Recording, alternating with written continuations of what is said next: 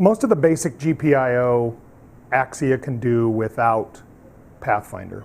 So console logic on-off to most automation systems, that can all be done without Pathfinder, with the exception of wide orbit. Wide orbit is one that requires Pathfinder, but Pathfinder is kind of the Swiss Army knife of Axia. Anything that you don't find in the manual that Axia will do on its own, Pathfinder can probably make it happen with a little configuration, and there's a lot of different ways to do it. You're going to hear things in this class like stacking events and protocol translators and all that kind of stuff, and we'll sort of try to demystify as much of that as we can. They're all just tools in the toolbox. So really, with Pathfinder, you're probably really only limited by your imagination as to to what it can do. So hopefully, if you have questions, we'll just kind of keep this fluid. If anybody has any questions or wants to dig into something a little bit more, just let me know, and we'll head down that road. First thing I'd like to do this morning is just kind of walk you through getting it installed, getting it configured. How do we get it up and running, and we'll go from there. So let's talk about the computer that Pathfinder gets installed on. There's really two versions of Pathfinder. It's all the same version of Pathfinder, all controlled by a license key. There's Pathfinder PC and what we call Pathfinder Pro. And the basic difference between the two is, and I bet I can even pull up a web page that gives us a little feature comparison here.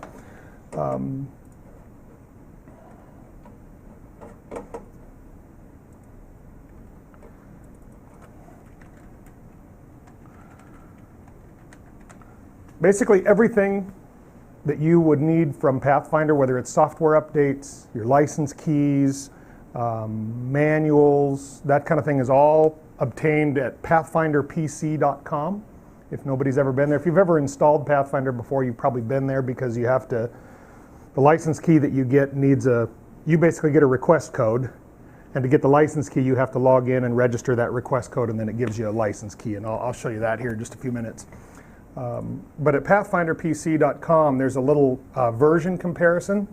So for those of you who are dealers or are trying to decide what version of Pathfinder do I need, if you want to know the differences between Pathfinder PC and standard the Pro version of Pathfinder, you can go right to the Pathfinder website. And if you just click on this version comparison, it'll show you the basic differences between the versions of Pathfinder that are out there. You can see that it shows you the list prices, and the number of licenses is the first big difference that you see. With Pathfinder PC, you get one license, which means you can run one copy of it on a PC somewhere. And what that basically, in order to cluster or have a backup Pathfinder, I use the term cluster because it's a Pathfinder cluster, but we're not actually clustering the Windows machines, right? So it's not a cluster in the true sense of the words. It's a cluster in that we have two Pathfinders running on separate PCs, and they are clustered with each other, so they mirror. What you put in one automatically shows up in the other. With Pathfinder PC, you get one license, and so there's no way to do a clustered or a backup Pathfinder PC. So just remember that if you're, we got dealers. How many dealers? Just okay. So most everybody's a customer. So hopefully your dealers will help you work that out. If you're building a new system, decide whether you want to have a backup Pathfinder. If you do, you need to make sure you request the Pathfinder Pro version. A lot of times we'll get calls from customers and they'll say, hey, I can't make this GPIO work, or I can't make an audio route take on one of my nodes through Pathfinder. What's going on? First question we always ask is, what version of Pathfinder are you running, and what kind of Pathfinder do you have? Do you have a Pro or a standard license? Because one of the other limits is how many client connections it can have and how many Axia devices it will control. So Pathfinder standard license can only control 25 Axia devices. and allows 10 client connections. So if we ever ask you, what type of Pathfinder do you have, that's what we're fishing for. We're fishing to see if you're out of devices that it can actually control. So if you're ever in that situation, usually what happens is most networks grow, right? Start out with one console or maybe two consoles and a few devices and Pathfinder, and then your network grows. You add more studios and more studios and more studios, and all of a sudden you're up above that 25 device limit, and it sort of comes around to bite you because there's no screen that pops up that says, hey, you're getting pretty close to your 25 devices. What happens is you find out that something doesn't work, and we have to dig in to kind of find out that you've exceeded that 25 device license. And it's 25, it's 25 devices in either an audio or a GPIO router. Pathfinder does a lot of things that don't relate to Axia. It can control many different, it can control television routers, other external devices. It's written to control more than just Axia, but for purposes of this discussion, we're going to focus solely on what it does with Axia. So if you ever get in that situation, fear not. It's a simple matter of obtaining a Pathfinder PC to Pro upgrade. We give you a new license key, and all of a sudden those other devices will start to work. All right. And so the list just sort of gives us things that it can and can't do. These red blocks are all things that the Pathfinder PC or the non-Pro version can't do. So obviously we can't do clustering because we only have one license key. SA port router, we'll get into that a little bit about what SA port router does. SA port router is, it applies to wide orbit. Basically if you have a device which can only talk, Pathfinder allows you to interface other devices, non-Axia devices, automation systems, pieces of software that somebody else has written. If you have two Pathfinders and you'd have a device which can only talk to a single endpoint, well, we somehow need to be able to keep those Pathfinders redundant across all the devices. So SA port router is a little program which will allow you to connect your automation system, and then it handles the connection to whichever Pathfinder is online. If Pathfinder 1 fails, the other one will come online. SA port router keeps talking to whichever Pathfinder is online. Not available in the standard version of Pathfinder. The protocol translators, again here, this is those terms you're going to hear thrown around. Protocol translator is just what it sounds like. It's a way to take some other device which communicates via some other language, usually via serial or TCP connections, and it converts those into a language that the Axia devices understand. So a couple of the standard protocol translators that we have Probell, which is a television-based audio switcher. We use Probell primarily in some of our larger installations.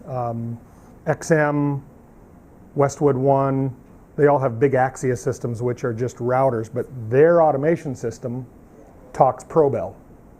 So they hook up to Pathfinders. We look to them like we're a big Probell switcher, but on the back side of that, it's all Axia, and so we handle the translation, right? So that's the translator part of the protocol translator. The sign systems, ACU1 and the B tools, that's actually broadcast tools. On the radio side, particularly the next-gen RCS automation systems, all use the sign systems.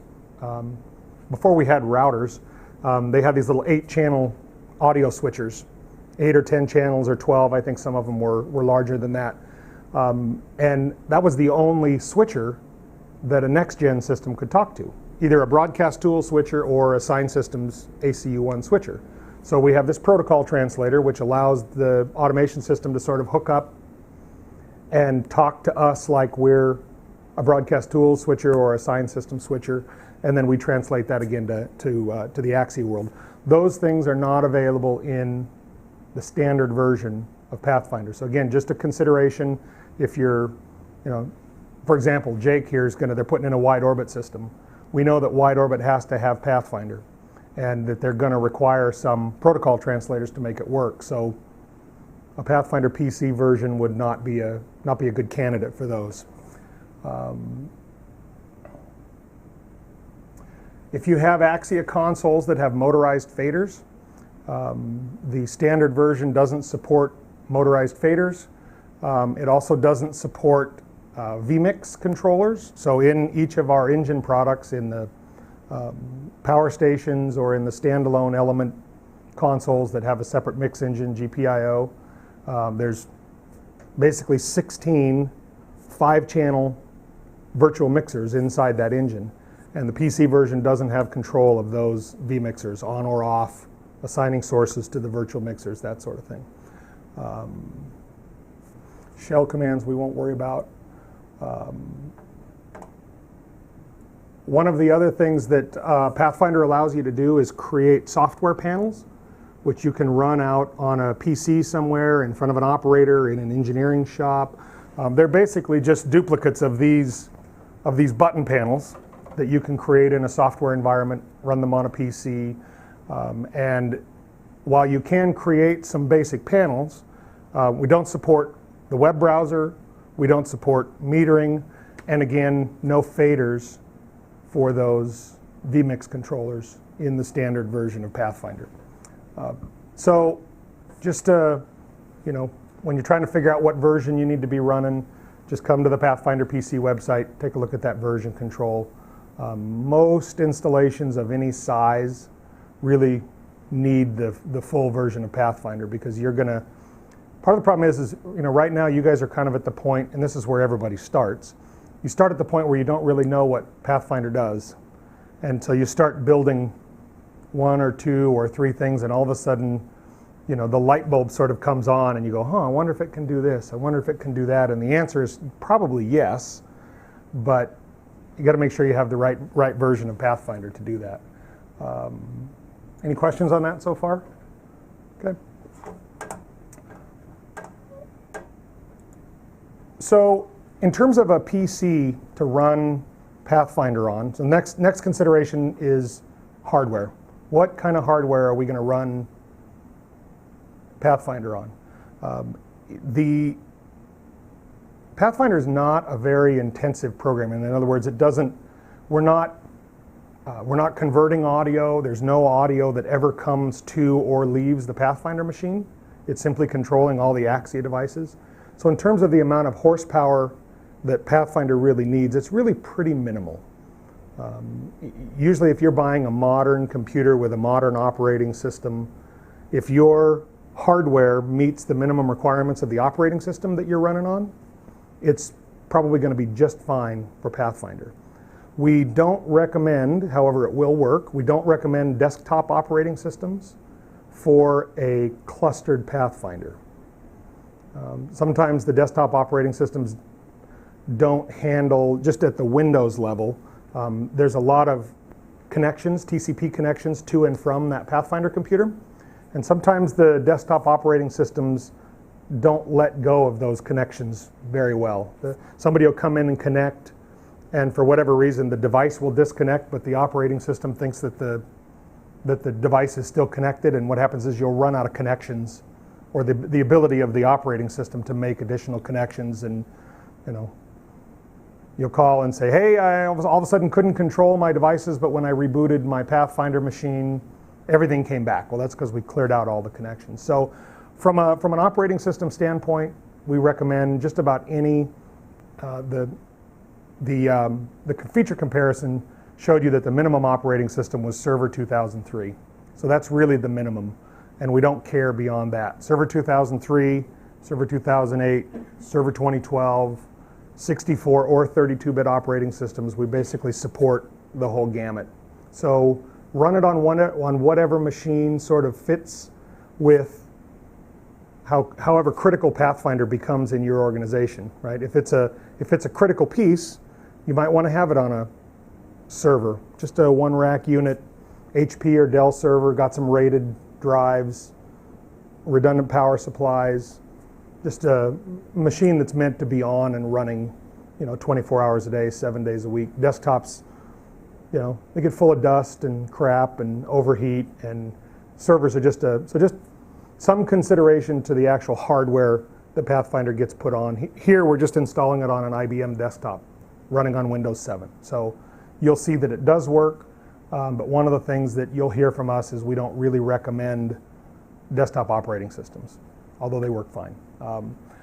If you're going to get into a clustered Pathfinder, we like to have. Do I have a flip chart somewhere, or can I just draw on this?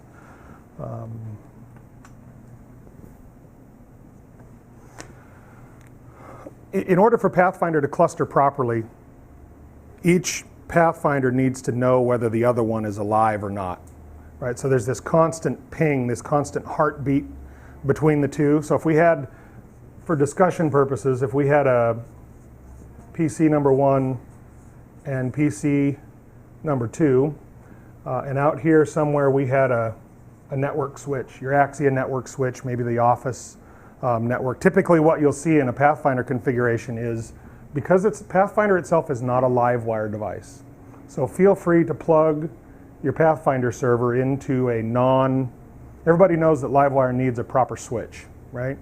To manage the Livewire network. You can't run Livewire over a $49 Netgear switch. It just won't happen. But Pathfinder is not a Livewire device. It just communicates via TCP. So oftentimes what you'll see is that there'll be a couple of network cards on this PC. There's one that goes to the office network, and that allows people in the engineering shop, program directors, whatever, to run these Pathfinder panels or the Pathfinder client application and actually control routes within the system without having to be on the Axia network. Now obviously the PCs need to be on the Axia network so that they can control the Axia devices. But then what we like to see is at least one network cable that directly connects the two Pathfinders together. No switches, no nothing, just a direct cable. And if you could do 2 of them, that's even better. So you'll see in the manual, anybody ever read the manual? It's big, long. I'd have printed it out, but everybody would have gotten 300 pages of the Pathfinder manual. So I'm more a fan of just downloading. You got it on your iPad, yeah. So I'm more of a fan of just grabbing the PDF and printing out whatever pages you might need. But these links basically ensure that the two Pathfinder servers can always talk to each other, and they always know which one is online, because what we don't want, so if you think about this, if you've got stack events or protocol translators that are active when one Pathfinder or the other is active, if that link gets broken, both of those Pathfinders will come online at the same time. And now we've got double GPIOs, double routes, and we have double things happening in the Axia world, which are not good. So the 2 network connections just makes sure that the 2 Pathfinder servers have always got a connection to each other. Even if somebody unplugs this one, there's still that other direct connection. And then what it does is it allows the clustering to happen. So everything gets an IP address, 10.1.100, 10.1.101, and we use those 2 IP addresses for clustering. So the clustering traffic happens over only these 2 links and not the rest of the network. So you'll hear, or you'll read in the manual, it talks about having a PC, having a server with 4 network cards. And that's why. One goes to your office network, one to your Livewire network, and then the other 2 are just direct connections to allow Pathfinder to remain clustered. Make sense? Any questions on that? Obviously, if you're running a single Pathfinder, then all that's not needed. You could get by with just 2 connections, one for your Livewire, one for your office, and you might not even having this connection to the office. Usually the Livewire networks don't get to the internet, but oftentimes you guys will call us and say, hey, could you help us with this configuration or help us do that? And if the Pathfinder machine has a connection to the rest of the world, we can come in using GoToAssist and help you configure things and get your tallies running on your iProfiler and all that kind of stuff. So it's perfectly safe to put it on the internet. Were you raising your hand, David? Yeah. What's the percentage of the standard Pathfinder to the Pathfinder Pro? Is it 50-50? No, it's probably more. It's probably around the 25-75, 25% standard Pathfinders, 75% Pro.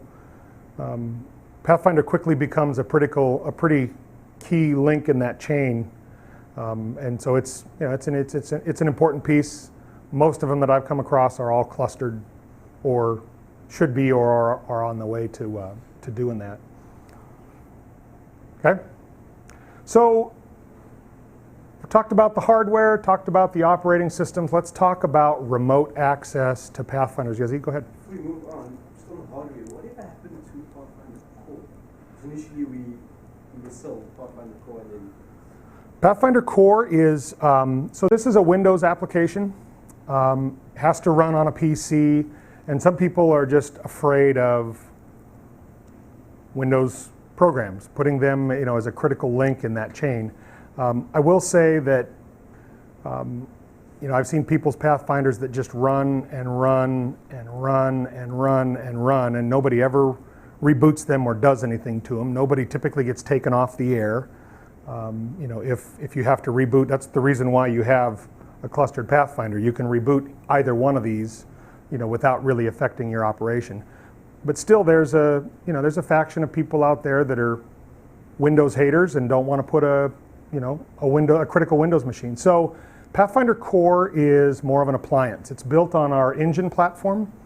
Everybody familiar with the Axia engines that we use, the fanless engines? We use them for a lot of things. We use them for the Telos VX is built on the engine platform, the Axia engines, the iPorts. What else? There was the Omnia 8X. Is that coming back? 8X coming back? Okay. And so it's just basically a computing platform. And Pathfinder Core, C-O-R-E, not Q-O-R, to be confused with our IQ console cores, too many similar names. It's still a PC, runs on a Linux operating system, but there's no piece of software that runs on there. Everything's interfaced through a web interface, and it's still coming. I'm actually running an early beta of it in my lab. Hopefully here in the next 30 to 60 days, we'll be rolling out a few beta sites testing Pathfinder Core.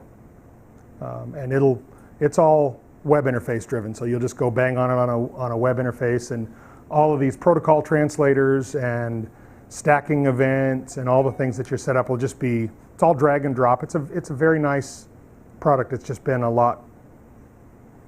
We got guys like Cumulus that keep buying our stuff and taking our time away to build all these special projects, but we love it. No, I'm just kidding. So so it's just a time, just a time thing. But so how much different would the web interface of Core be to the software on Windows? Completely different. Completely different. It'll be like learning. That's one of the challenges, from seeing it early on. I sort of had to set aside my knowledge of Pathfinder that we know today, because it's completely different. There are no more stack events, right? There's an equivalent there, but they're more of a workflow. So if you've ever used any of the, anybody ever programmed a programmable logic controller, right? They have these CAD programs that it's just all GUI based. You drag in your and, ors, and your ifs and thens and all that kind of stuff. And that's the way Pathfinder Core is going to work. It'll be a drag and drop it onto a page, and you got your operators, right? And then it controls the Axia devices, and so it's way more graphical in terms of how you program it. So it'll be a complete relearn. It is for me. So it will be, hopefully at the end of the day it's easier, but it is a mind shift in how it works. So I probably, I don't know, you'll see one. I would say easily by NAB next year you'll see one. It went through a couple of big redesigns and hardware and different changes happening on it, and we actually showed a preview of it at IBC a couple weeks ago. There was actually a hardware box there, and they had the early beta version, and so the plan is to get a couple of those out in public in the next 30 days and see what we can do. And if all that goes well, then NAB is a reasonable target release. But we're always putting that caveat of if all goes well, because this thing's been delayed for 2 years now. So we don't want people getting their hopes up that they're going to get their hands on one, and all of a sudden we come to NAB and it's not available. So it's been a bit of a bear for us in terms of really trying to get our arms around. And it needs to be the most stable product we've ever released, because you can't stick something out there that has all that control and have it have issues. So the beta test might be longer than usual. There might be some other factors that take that timeline and stretch it out. But that's kind of where we are. The hardware now is, for the first time, finally real, and it seems to be moving in the right direction. So we're pretty optimistic that it's going to be a good product here in the next 6 months or so. And it's just a resource issue, right? It's just about having the guys that, you know, can spend the time dedicated on Pathfinder core. Some of you might have even, you know, bought a Pathfinder core at some point, at least on a sales order, and then we delivered you a Windows version of Pathfinder, and you'll have the opportunity to to upgrade to them or have one if you want one. So one other thing on the operating systems controlling Pathfinder. Pathfinder is a Windows application, so there's a couple things that it doesn't like. We don't officially support running Pathfinder in any kind of a VM, in any kind of a virtual machine. Can be done, people have done it, but if you install it on a virtual machine and can't make it work, please don't call me, because I can't help you. Right? There's just too many flavors of virtual machines out there. Our experience has seen that if you can dedicate, part of the problem is that most of the virtual machines virtualize the network card as well. So the network card does NAT, network address translation, and Livewire doesn't live very well in that world, because we need to be able to make and receive multicast advertisements. When Pathfinder goes and tries to detect the devices that are out there, it's actually listening to a multicast group to see what devices are out there. And multicast doesn't route without some very sophisticated and complicated routing gear. So if you can run it in a virtual machine that can have a dedicated physical network card, your chances of making it work are pretty good. So I've seen people make it work in the Microsoft's version is, I think they call it Hyper-V, right, which is their virtualization technology. The VMware stuff works well. I actually have a version running on a, what's the Java, drawn a blank. So, but it can be done. Just know that it might be a little bit extra work getting it working on a virtual machine if that's the way you decide to go. And I might be able to help you if you call me, but not all of our support guys are going to have a lot of knowledge of how the virtual machines work. So if you can stay away from it and have a dedicated machine, even better. Because it's a Windows application, it doesn't like remote desktop. So if you log into your Pathfinder server via remote desktop or terminal server, and Pathfinder is in the startup group, what's going to happen is now we're going to have two versions of Pathfinder running on the same machine, and we get into the same two Pathfinder problem where there's two versions of it running. So again, with remote desktop, if you can get connected to the console session, in other words, so the test is if I log on remotely or if you log on remotely, I want to be able to stand here and watch you moving that mouse around and watch you opening up screens. If I can see that, then you can get to that via remote desktop. Otherwise, it's join me or log me in or go to assist or VNC or something like that if you're going to run and configure Pathfinder remotely. So we run into way too many issues with remote desktop. So had a dealer in, where's Gabriel Alonso? Where's he? He's in Spain? Yeah, I think so. Somewhere like that. That's on, I think. That's who the dealer is. Had a problem where they were trying to use this virtual mixer application, and the fader knob would disappear when they changed the gain. It would just disappear off the screen. Well, come to find out they were running it in a remote desktop session, and the application's trying to update the knob on some other desktop. So, you sort of shake your head at that, and then when you realize that it's in a remote desktop session, it's sorry. So Pathfinder Core will alleviate all that because it's all web GUI based. So any questions on hardware at that point? No? So what I'd like to do is actually install Pathfinder. I have a machine here that should be devoid of all Pathfinder stuff. Anybody want to take a shot at actually installing it? You've just been volunteered. Come on up. I'd like to note that it's already installed in our facility. But not by me. So on the in the C drive, there is a downloads folder, and should be Pathfinder installs. Pathfinder installs folder. So there's a whole bunch of stuff in here. These are all just various Pathfinder applications, which, by the way, I downloaded from pathfinderpc.com. You can download the released version, which is 4.60, and we're going to be installing our latest release candidate, which is 5.0. So you're going to see lots of different things: multicast GPIO, panel designer, client, Pathfinder Mini, SA audio player. SA, anytime you see SA on front of anything, it's software authority. That's what SA stands for. They're actually software authority. How many of you guys have talked to or know Dan Bays? Dan's the guy that writes Pathfinder. Always has since day one. It was his brainchild, and it was born out of, so it's Dan is part owner in a recording studio here in Cleveland. They had an Axia system. He needed a way to control it, so he wrote Pathfinder.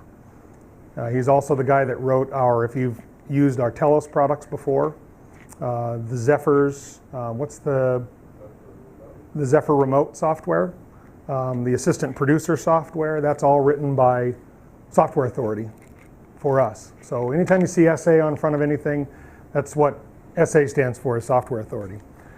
So we'll get to install these things over the next couple of days, but the first thing we're going to start with is Pathfinder server. So let's go ahead and run the one that's the Pathfinder server 5-10 release candidate 11. So you can see it's just a standard Windows install in terms of installing it. Go ahead. If you'd like to read all that, please do.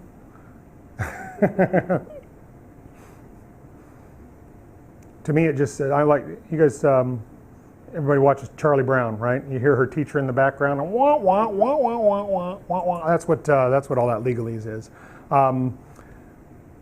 By default, it's going to just install in C program files Pathfinder server. Feel free to install it on a D drive or anywhere else that you want to install it. We'll just take the default here. Next.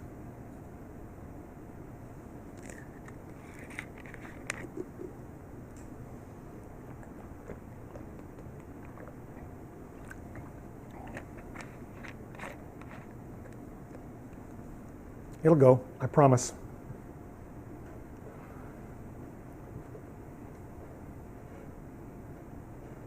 Please wait.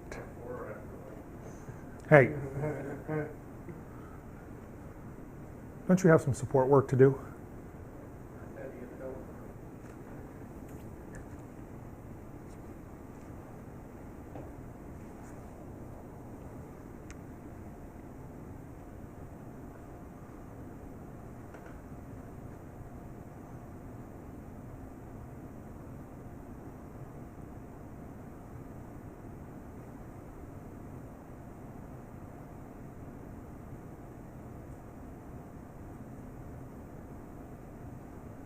Okay. All right, that's good. So go ahead and minimize that. Let's go back to the desktop and see if it put a icon on the desktop for us. No, it doesn't look like it. Go into Programs, All Programs. Should be a Pathfinder PC folder in there. Up. There you go. And let's go ahead and just drag that Pathfinder server icon out onto the desktop for now. Okay, so In the more modern operating systems, Windows strives to sort of protect its own file folders. So by default, Windows won't let applications write to any folders that are outside of the user directory. And Pathfinder needs to write to that program files directory. So one of the things you have to do after you install it, before you even launch it, we have to tell Pathfinder server to run as an administrator. You know how to do that? Right-click, Properties. Yep, and then you got this Compatibility tab. So it's already checked. And that's because it was checked. This had Pathfinder installed on it this morning, and I uninstalled it so we could install the newer version. But so you'll want to tick that box that says run as administrator. Otherwise, what will happen is you'll run it, and you'll try and license it. You'll try and add things to it, and you'll get error messages when you try to save those things. It also does require .NET 3.5 SP1 as a minimum. On Windows 7, Server 2012, maybe even Server 2008. I think that stuff's all installed by default, but you'll need to have the .NET stuff installed for Pathfinder to run. So let's go ahead and run it.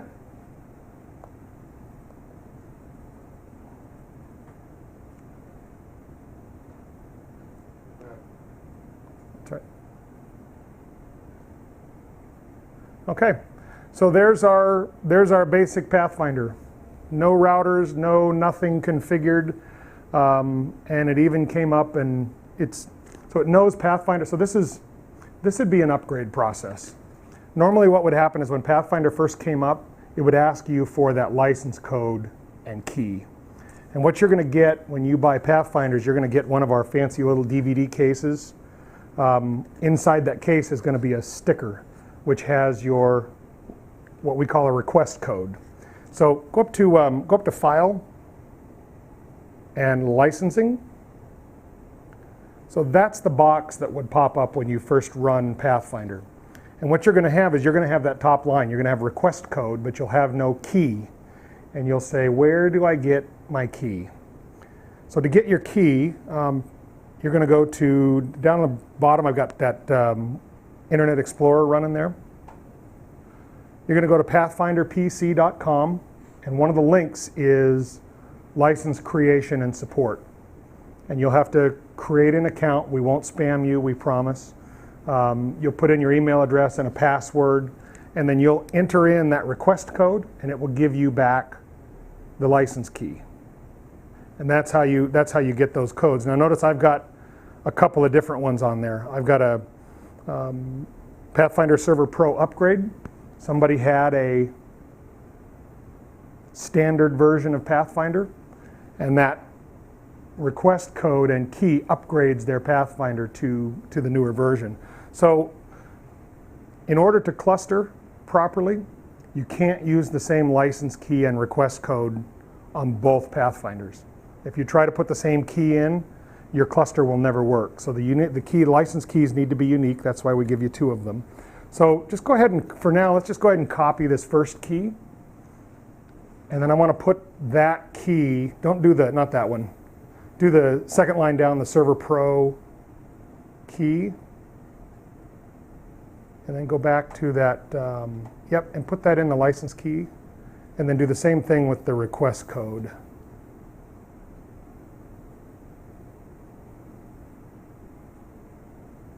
Basically, I don't know what kind of key is in there right now, so I'm just going to make sure I know that these 2 keys work, because at some point, now go ahead and hit exit, and if we've done it correctly, it'll say, thank you for registering your Pathfinder PC. I'm going to stand for a little bit. I'm all right. I will. So that's the process of licensing Pathfinder. If you type in a wrong key or something, it'll give you a error message when it pops up. But if it says, thank you for registering Pathfinder PC, you're all licensed and ready to go. You should be able to close Pathfinder server. And there were no error messages come up. That means that we're running as an administrator. It was able to write to that Pathfinder server directory, and life's good. So that's sort of the test. So go ahead and run Pathfinder server again. All right, so what we have here now is we have a blank Pathfinder server. Thanks for the chair. We have a blank Pathfinder server with nothing in it. And now in order to be able to control Axia, we have to actually add a bunch of Axia devices to this. Somebody else want to do this? Yazid, come on up. Good work. Thanks. You're an expert now. You want to teach the rest of the class? I'll go take a nap. So, yeah, so go ahead and hit that. This box doesn't normally pop up, but it does because there's no routers in the database. So go ahead and let's cancel out of that for now, and let's talk about these. You can go ahead and cancel. Let's talk about these tabs up along the top for just a minute. The routers there's a number of different kinds of routers, and you'll see that here in a minute. But at a minimum, in the Axia world, you're going to need two routers. One is the audio router, which is all of the audio ins and outs in the Axia world. And then you're also going to need a GPIO router because we route those separately from the audio. So at a minimum, there'll be two routers. You only want to have two what I call real routers. Everything after that will be a virtual router. And the reason why we do that is that all of the routers, in order to know what's going on in the devices, what's currently routed to it, what the gain structures are set to, what pins are closed, what pins are open, it makes a TCP connection to the device. And the Axia devices, the nodes, the consoles, they only allow a certain number of connections. It's a bunch. It's more than you'd probably ever exceed if you do things correctly. But it's like, the number's like 20, and there are a few connections that happen internally. So usable connections is, let's say, 14, right? If I make a whole bunch of routers, because what's going to happen is we're going to add this audio router, and it's going to be every stinking device in your whole place. And in some large networks, that can be thousands of audio inputs, because it's going to go out and it's going to find every node, and even the X nodes, which are a 4-in, 4-out device, they can do 8 by 8 if you do mono. Pathfinder's going to detect the device, it's going to query it, it's going to say, who are you and how many ins and outs, what does your I/O look like, and it's going to stick those in the database. So if you have a node that has one input used, it's still going to populate that database with 8 ins, 8 outs. So you could literally have thousands of devices in here even though you're not using them, all right? So what you might do is to make it more manageable, let's say you got a program director or an ops manager for each individual station who's responsible for controlling his devices. What you might do is you might build them a virtual router, right, which is a subset of those two main routers. A virtual router which just has a better example might be somebody sitting in a production room, right? And I want to give them the ability to control just the outputs that they need control over and just the inputs that I want them to see. So I might build a virtual router, which is a subset of those two main routers, that has just the devices that he needs to control in there. And you can have as many of those virtual routers as you want, okay? But everything is a virtual router to the main ones, right? So everybody get that? Why only two main routers? So we've taken some calls. We should probably, you can make. So let me not complicate it too much. We'll talk about routers here at some other point. The events tab are one-time events. I want this source to this destination at 9 a.m. on Monday, Tuesday, Wednesday, Thursday, Friday.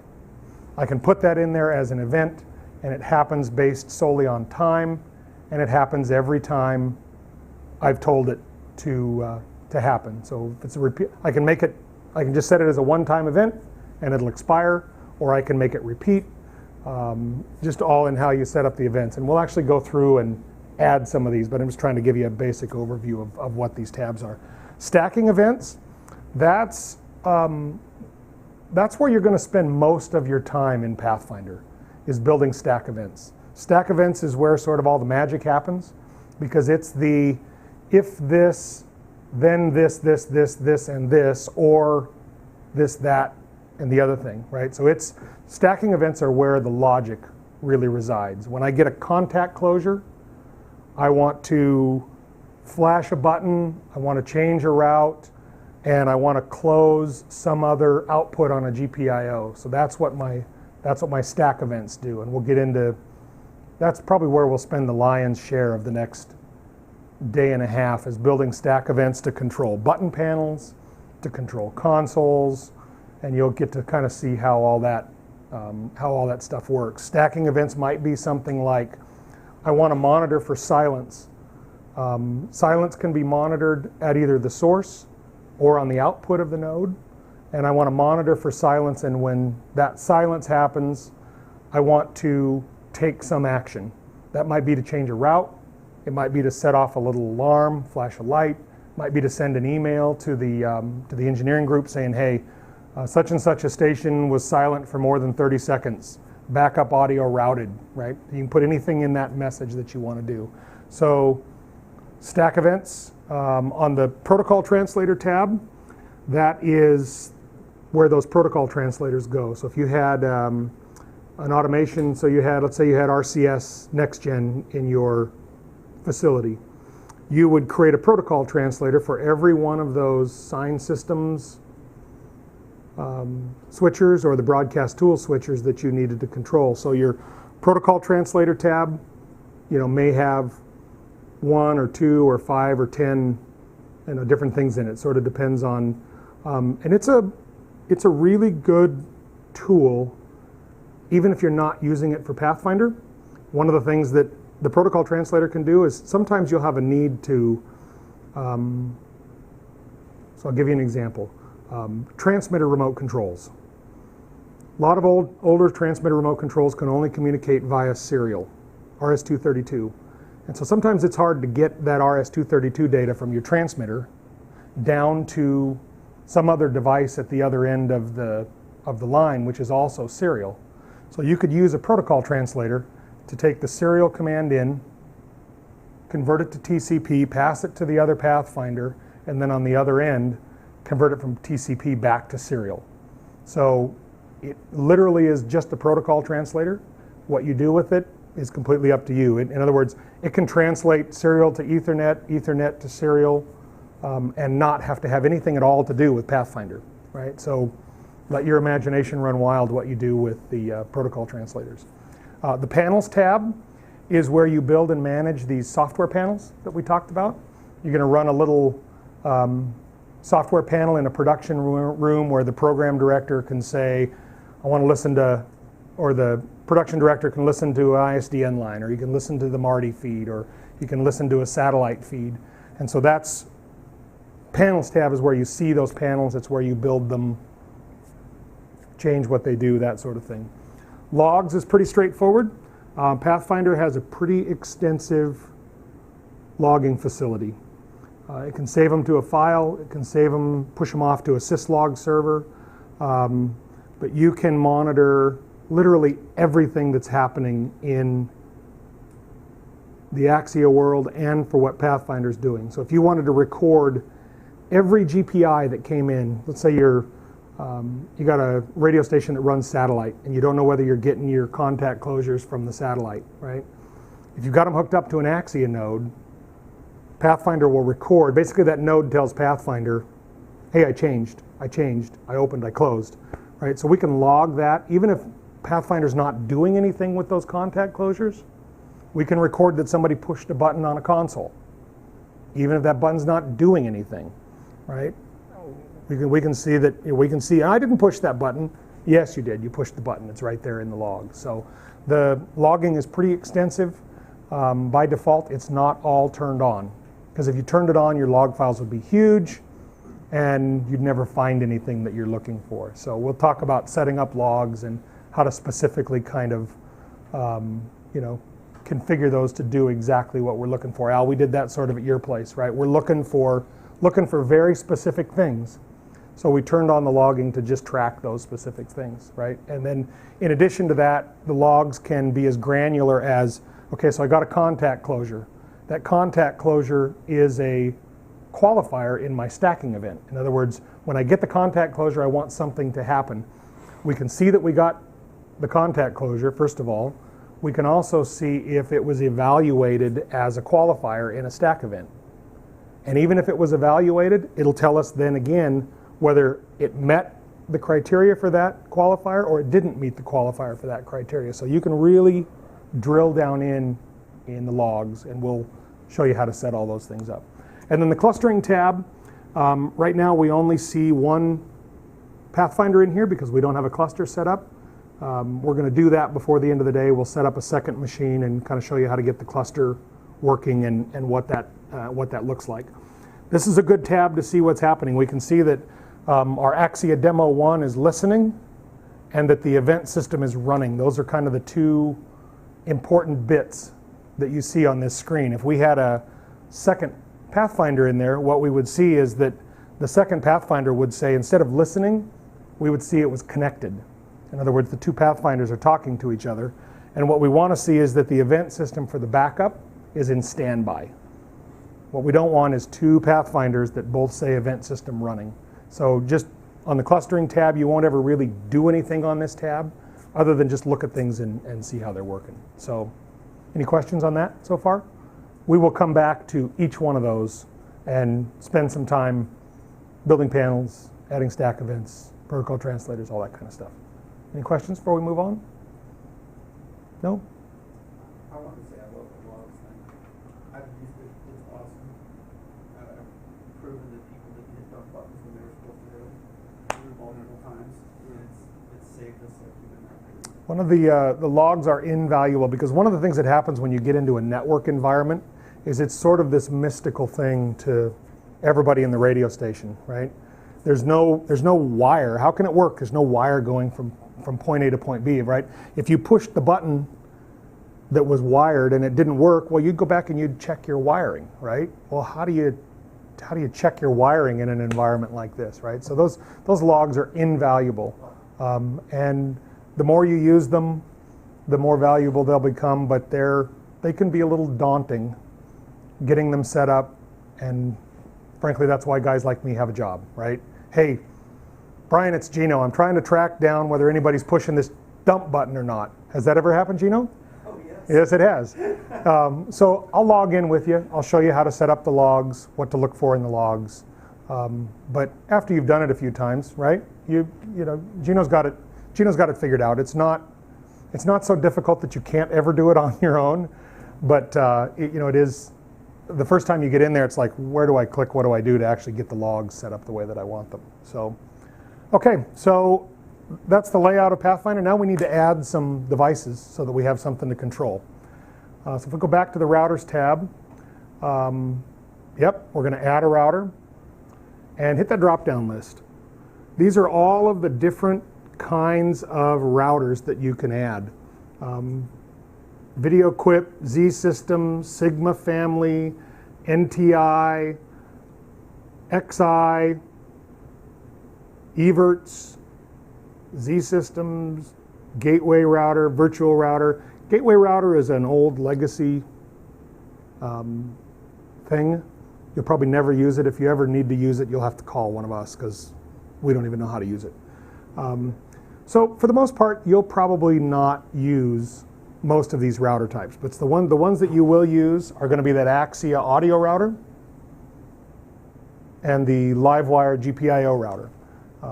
We need to have at least one of each of those in every system, and only one of those in every system. I mentioned that you might have more than one, but the reason why you would do that is that by default, we're just going to tell it to go out and listen to the network and just discover all the devices that are out there.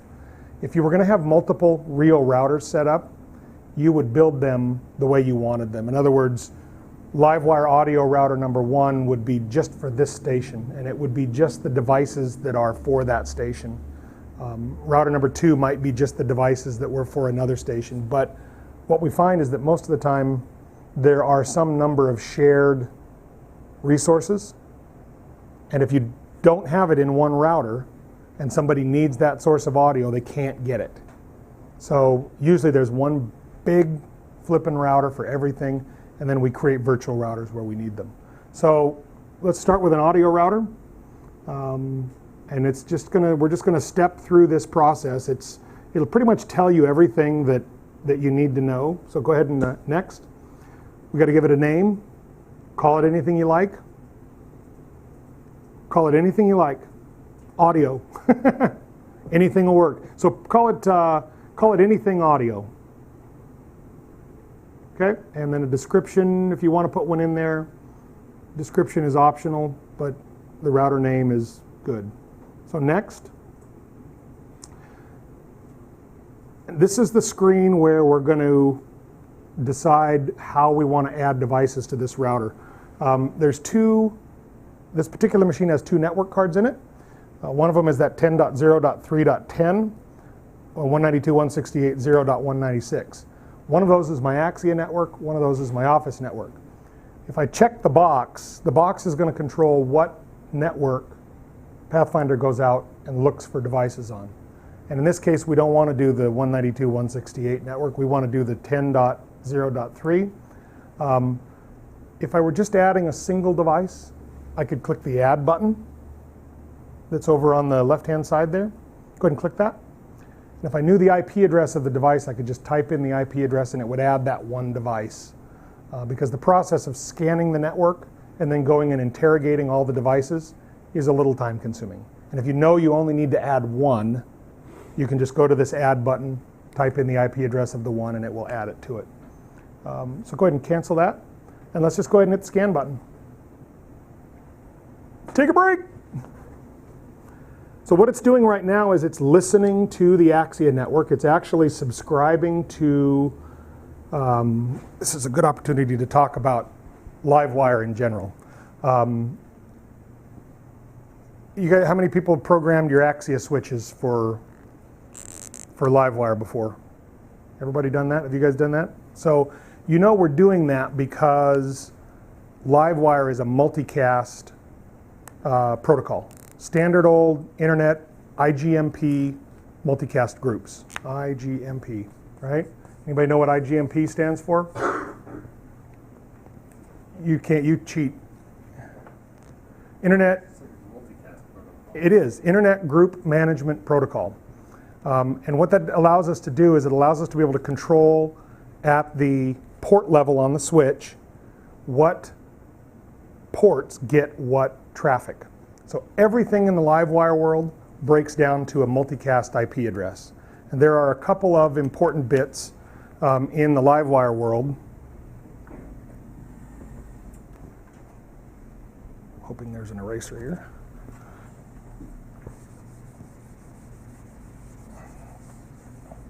We won't get too deep into the so an Axia Livewire channel of 1, 2, 3, 4, 5, right? That breaks down to a multicast IP address somewhere under the hood, and we do that so that you only need to know the channel number. You don't need to know the multicast IP address. But when those packets actually move around your network, they're actually moving around as standard old IGMP v2 multicast traffic. And there's a couple of specific groups. What Pathfinder did was it just subscribed to what we call the advertisement group, right? So there's 239.192.250. I said 2, wrote 5. 255.3. That's the multicast advertisement group. Every Axia device subscribes to that multicast channel, and it sends out, it spews out data. It says, hey, I'm out here. I'm an Axia device. I'm an Axia device. So Pathfinder is actually subscribing to that multicast advertisement group and just listening to see who's out there. And so the device sends periodic advertisement messages every, I don't know what it is, so many seconds. It's like every, I don't know what it is. It's every 10 seconds, every 8 seconds, whatever it is. So Pathfinder listens for those, and you saw that when the first thing that you saw pop up on that list when we hit the scan button was all these IP addresses, right? Did you guys see that when that went by? What that was doing is that's telling you, hey, it found these IP addresses out there, and now what it's doing, the fact that it's actually saying Omnia 1, Omnia 8X, Node 82, Node 81, it's taking those IP addresses, then Pathfinder's turning around and it's logging into those devices individually, and it's saying, who are you and what does your I/O look like, right? And that's how it knows. So if you go ahead and just take the Omnia one and just expand that. So that'll tell us, open up number of sources, number of destinations, one, and then go ahead and do sources and destinations as well, right? So it queried the device. It said, who are you? What are you? Oh, you're an Omnia 1. Okay, how many sources, how many destinations do you have available? It does that for every device on the network and then puts that into that Pathfinder database. So I think it's probably done. So scroll down to the bottom and make sure we don't have, okay, so they're all there. We don't have any just IP addresses left, otherwise it would still be looking into those. So that's what this multicast advertisement group is doing. And then it's actually turning around, it knows the IP addresses, and it's making that telnet connection that we talked about on port 93 to each Axia device, and it does a couple of commands, set, ver, src, dst, and we'll give you the opportunity to sort of log into those and do that manually so you can kind of get an idea of what's happening under the hood. So once that's all done scanning, it says scan finished, so we hit next. Actually shows us our entire list of devices. If you have changed your passwords from the defaults, the default password on everything Axia is all user and no password. If you've changed the default usernames and passwords, you'll use this screen to actually set the password so that Pathfinder can control the device, because while it can go interrogate it and say, what are you? If I'm gonna change routes on those devices, I have to have a correct username and password. So go ahead and hit next, and what it's gonna do is it's gonna go out and it's gonna test each device. So let's see who, The Omnia one. Yep. Pro Street. So and that's pretty typical for the Omnia one to actually fail, because it's not user and no password. It's Omnia and Telos or some admin Telos. I don't know what the default is. You will find things in this list probably that it can't log into.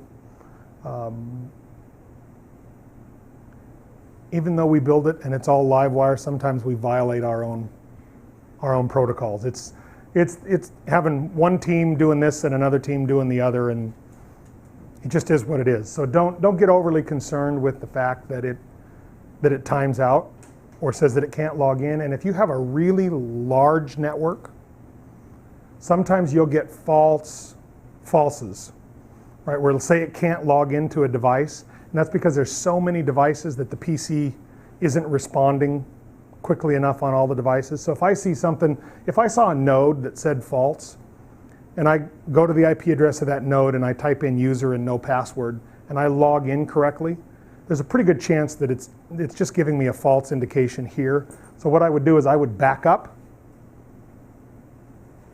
and then I'd hit next again, and it basically will just rerun that test. And there's a good chance that if it failed once, it wouldn't fail again, right? So just kind of know that. It's just a quirky little deal that happens in there. So once we've gone through this test, we hit finish. And now we have an audio router. All right, so it's just telling us invalid password. Do we know what the password is to the Omnia one? It's the default. And if you open up the web page, it's 10.0.1.8 maybe. It says on the home page, but I don't know what I'm Go back to Pathfinder for just a second. Edit that router. Yeah, 1.8. Is it 1.8? Yep. Okay. Pathfinder will tell you what the IP address was of the device if we'd have stayed on that page. So let's try, I think it's Omnia. All lowercase. yeah. OMNIA. Okay, good. So go ahead and, yep. And we can just next through that. And now go ahead and click on, there you go. Now hit set password and put Omnia in there. Okay, now hit next. Good, so the Omnia one now no longer complains about a bad password. Okay. All right, good. So Brian, if you don't change that, then what's the side effect? Are you not going to be able to control that device? correct. You wouldn't be able to, you could use its source for something else, but you wouldn't be able to change its destination through Pathfinder if you didn't ever set that. So let's add a GPIO router. Just one question on the Yeah. login test. So if you've changed your password on your power station aux and main, Mm-hmm. and you set the password while it scans, while it does the login test, Yep. and it says true, and then after some time these windows start popping up saying invalid password. So you go back and set the password again, and it goes away, and it comes up again. What could be causing that? So You haven't changed the password, you have, but you enter your new password. and it works. It works. And it says login, tests it as true, but then it keeps popping up with invalid password. Does it pop up just when you're adding devices? Or is it just in the middle of the day, it'll just pop up and say, Yeah. Quite a few windows. In fact, I log into Pathfinder now from and these windows complaining about this password. So the question was, so you saw that when we added the router, and once we finalized it, we got that message popped up that said, hey, I can't log into the Omnia 1, right? And what Yazid is saying is that he's getting those messages periodically throughout the day, right? Where Pathfinder has to log into those devices constantly. It's always logging in. It's always doing it's always just checking on the status of the routes to make sure that what it thinks the routes are doing is really what's happening in the system.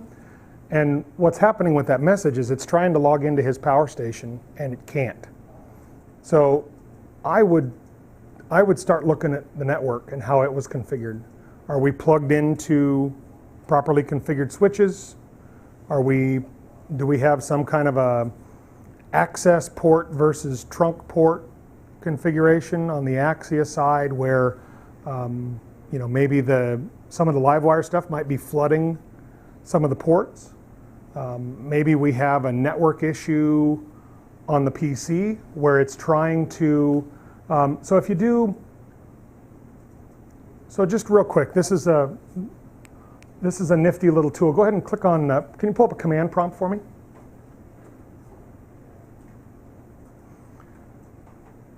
So in order for Pathfinder to sort of know about things that are going on, it has to talk out the correct network card. Because if we try to go query an Axia device on the office network, it's not going to be there. And so what we may be getting is, I can't log into the device, but maybe it just can't get to the device at all, right? We'd have to turn on some logs and see what it says about that. From here, if you just type, it's netsh space interface space IP space show space joins. Try that.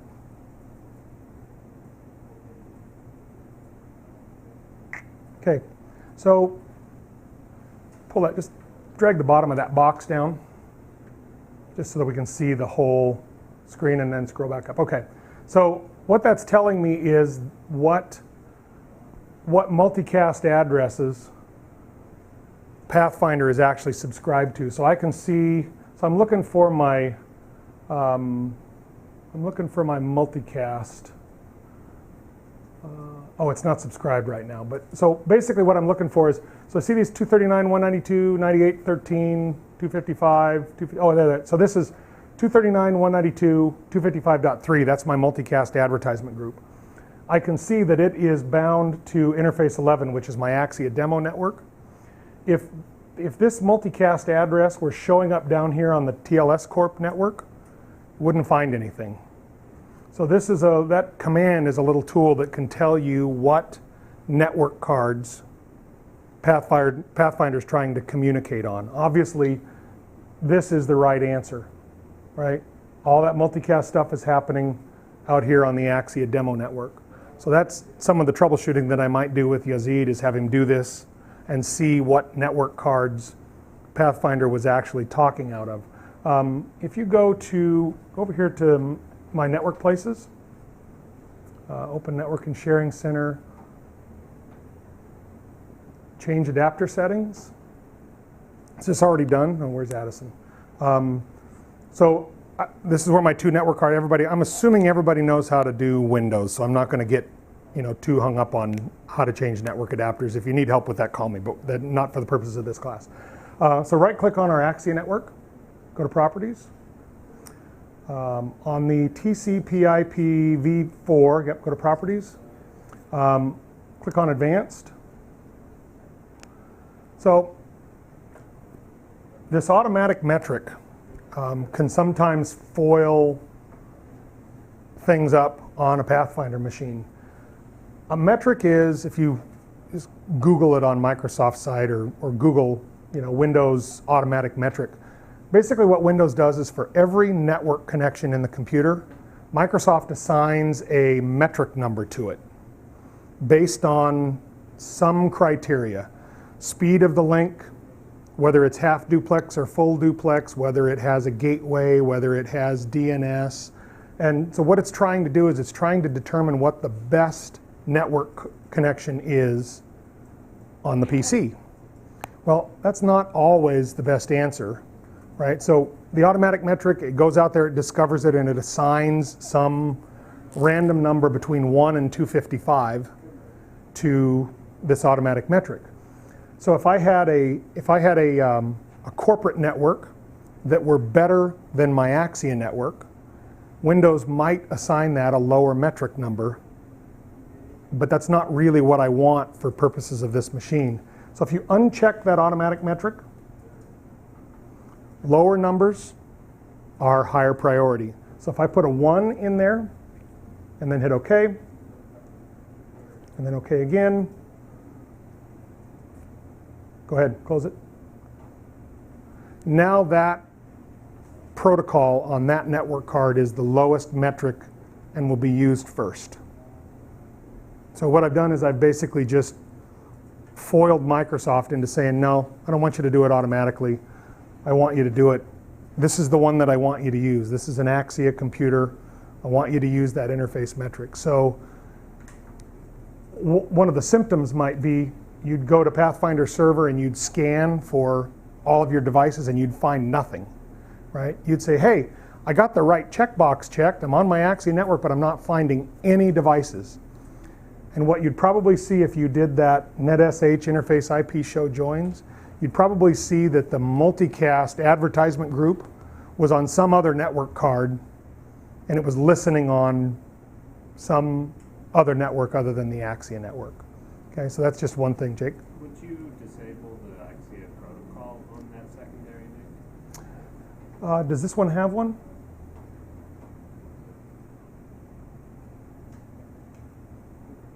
Yeah, so if you install so by default, Pathfinder will not install that IP driver on there.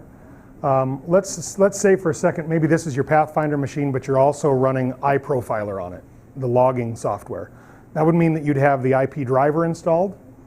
And what it would do is it would install that protocol on every network card in the place. And in order to protect our office network, which doesn't have multicast management on it, you might come into that PC, come into that particular, so notice Yazid went to the TLS Corp network one, right? And we just are going to uncheck that Axia IP-Audio driver and not allow that protocol out on that network, just so that we don't send traffic out to it. However, that does not prevent Windows from doing a subscription to that network, even if it's just looking for this multicast advertisement group.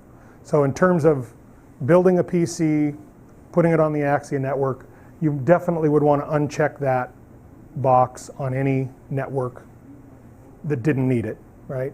But then in addition to that, if you start getting problems where it can't scan those devices, go in and fix that metric, set it to 1, and that'll most of the time take care of the problem. You don't need to reboot, you don't need to do any of that stuff. Just set it to 1.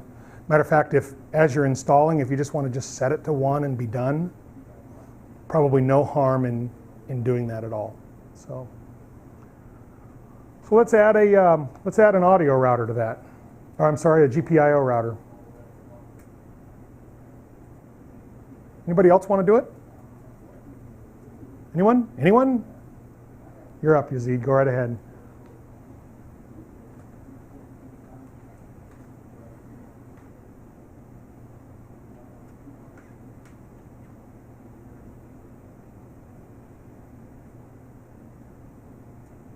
Okay, check the right network, and now you'll see it scan. So there's the IP addresses of the things that it found out there.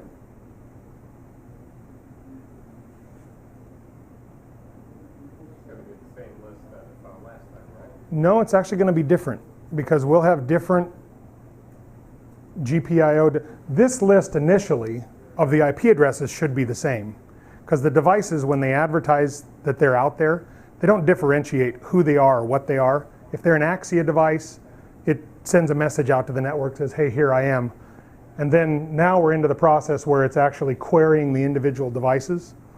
And if it doesn't have some, in other words, if number of GPO, number of GPI come back as 0, it won't put it in this list.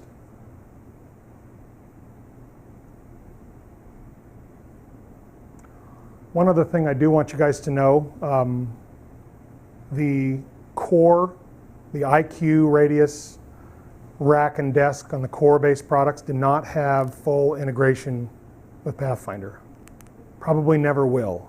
So in other words, the I/O that's on the back of a core, I don't even have one that I can pull out here. That I/O is local for that console, and Pathfinder can't control it. In other words, it's just an analog audio input, right? Unless I turn it around and make it a Livewire source somewhere. A lot of people expect the IQ and the core to function just like a power station or an Element console does. And I just want to put it out there for good, bad, or otherwise. GPIO will show up. In other words, those GPIO that's on the back of the QOR will show up. So you can control on-air lights. You can do your skimming that Yazid was talking about. You can monitor those GPIOs, but you can't change their routes. And same thing with the Livewire channels coming out of the core. You can use them for other things, but you can't change them like you can with an Element console. So just know that going in, that there is there's some integration of Pathfinder with the core consoles, but I mean, basically it's a connection limit. The QOR doesn't support as many connections as an Element does, and it's like automation commands, things like that. yes, but when you're doing automation control, and this is very nuancy, so I apologize. The on-off logic for automation, when you're pressing the on button on that console, you're really not monitoring the on button. What you're monitoring is the state of the GPIO that's associated with that Livewire channel. So really our GPIO is associated with the Livewire channel that the automation system is using, and it just communicates that its channel, that its on button is now on, or that its on button was pressed. We're not really monitoring this fader. And the reason why we do that is that automation system, today it might be here, but tomorrow it might be on that console over there, or some operator might want it down here on another fader. And so that's why all of that GPIO is done at the source channel level, not with the individual button on the console. So on a core console, if you've got an automation channel assigned to a fader and you want that fader, when they turn it on, to start the automation system, the answer is yes, you can do that. But mechanically speaking, it's not starting it because you push that button. In the Livewire world, you push that button, which is telling the Axia driver that it's turned on.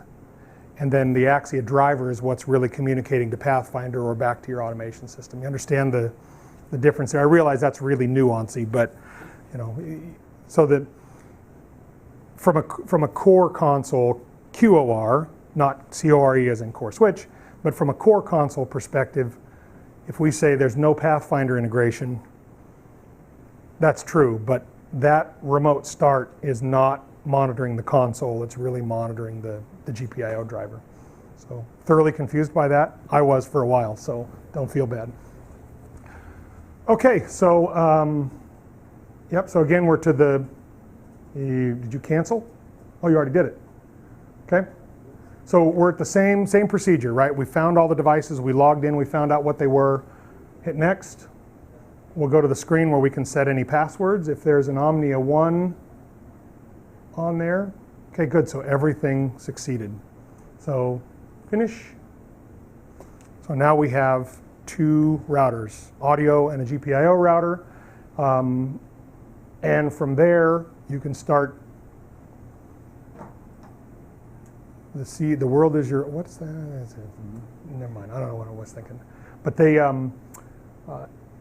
in order for something to be used in a stack event or in an event or on a panel or something like that, it has to be in the Pathfinder database. So if you go into a stack event and you say, hey, I'm trying to trigger an audio route based on a GPIO, and you don't see that audio channel or that destination or that particular GPIO, it's probably not in one of those, probably not in one of those routers. Make sense? Any questions? So once you've added these audio and GPIO routers, and you add a new device to the actual network after they've been configured. Yeah, a year later or 2 years later, whatever, right? Do you have to edit those routers and rescan the network, or is there a way for those routers to pick up the addition automatically? So they won't pick up the devices automatically. This is, we'll finish this up and then we're going to take a break here and let you guys get out and stretch your legs or do whatever. Up under Preferences on Pathfinder, there's a box there that says Automatic Source and Destination Additions. So that doesn't do exactly what you think it does. It does, but it doesn't. So source and destination additions are, so let's take an example of a power station or a mix engine, and you're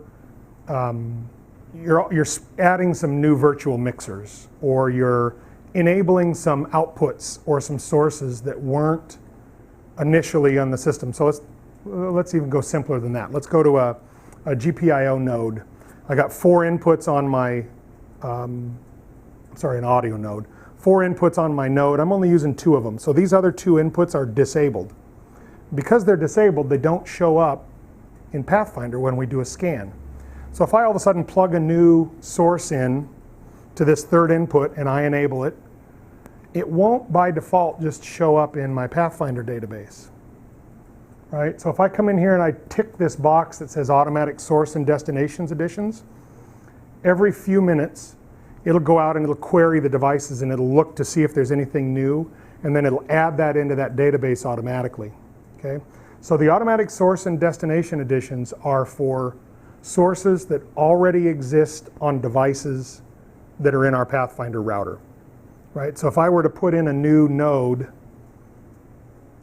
never added it to my audio router, and then came in here and did the Automatic Source and Destination Addition, no is the right answer. Right? I would not get those sources. Once I added it to the router, then I can use the Automatic Source and Destination Additions to know whether, because it'll do exactly the opposite as well. If I take it out, if I disable it, it'll flag it as being not in the Pathfinder database as well. So do you understand the difference between the two? It's got to exist in the database before anything else can happen with it. And Yazid's question was, if I'm going to add a node, how do I do that? Do I go back and do I just rescan the entire network? And the answer is yes, you can do that. Or if you go back, so go back to our audio router, and then edit router.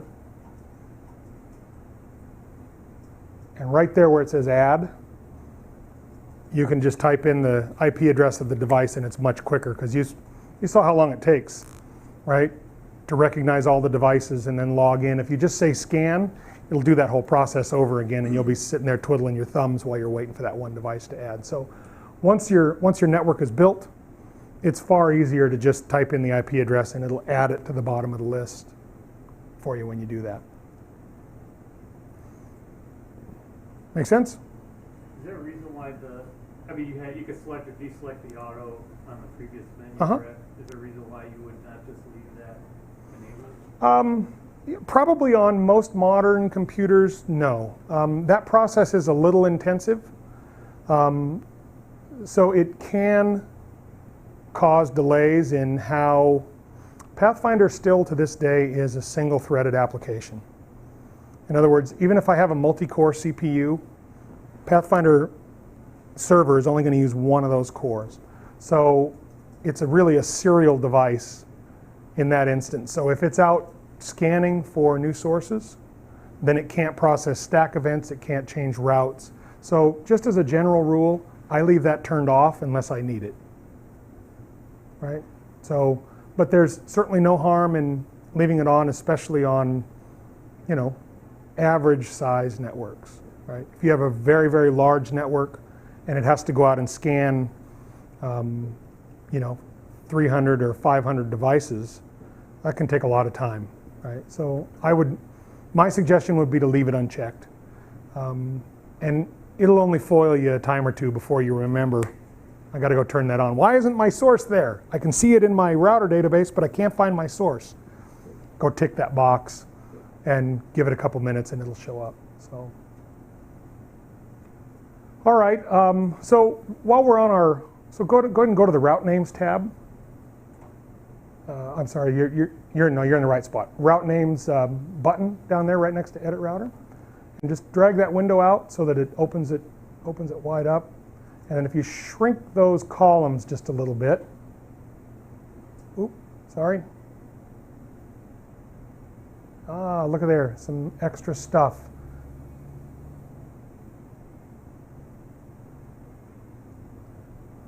So there are extra little magic bits on our sources and destinations, and we'll take a break. And when we come back, we'll talk about this and what it does.